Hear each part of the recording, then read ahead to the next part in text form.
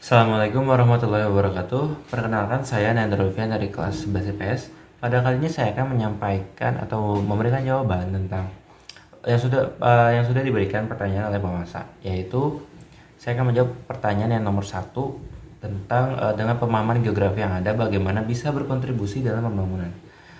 Nah, kalau dalam pembangunan sudah pasti ada penduduk, yaitu sebagai pembangun.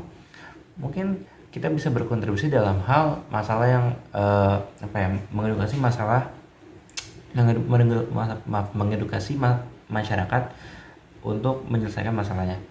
Mungkin kalau penduduk di Indonesia, ya, itu khususnya di Indonesia masih memiliki masalah sampai sekarang, yaitu tentang angka kelahirannya yang terus naik atau pertambahan penduduknya yang terus bertambah. Dan mungkin persebaran penduduknya kurang begitu merata sampai sekarang. Dan solusinya pun sudah digencar dari pemerintah dari tahun ke tahun, yaitu bisa program pemerintah sudah membuat program KB atau keluarga bencana untuk mengontrol supaya masyarakat hanya memiliki 2 anak saja.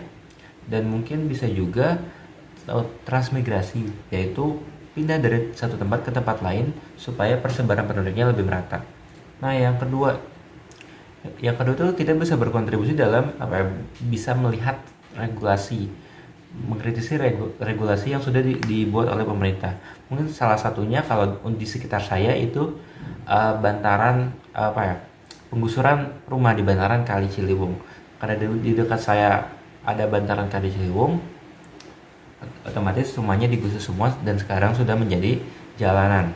Dan menurut saya itu bagus karena bisa mengurangi potensi banjir dan mengurangi jalanan semakin luas gitu. Nah, untuk ketiga kita bisa mengedukasi para mungkin kalau kita sudah besar dengan pemahaman kita bisa mengedukasi para pekerja yang mungkin belum melihat gitu, belum melek tentang dampak lingkungan yang terjadi. Makanya mungkin kita bisa edukasi tentang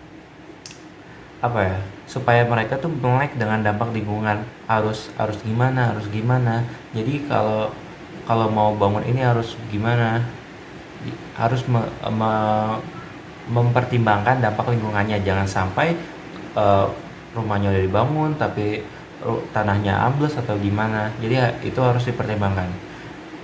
Dan yang ketiga dan seterusnya itu mungkin masalah limbah, kita bisa mengedukasi. Mungkin kalau untuk pembangunan udah pasti ada negatifnya, itu limbahnya.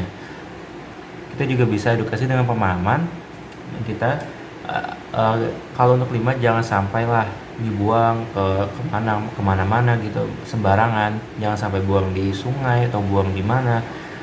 Limbahnya harus diolah terlebih dahulu. Kalau memang sudah tidak mencemarkan lingkungan, mungkin bisa dibuang ke mana, ditaruh di satu tempat dan mungkin bisa dimanfaatkan untuk yang lain.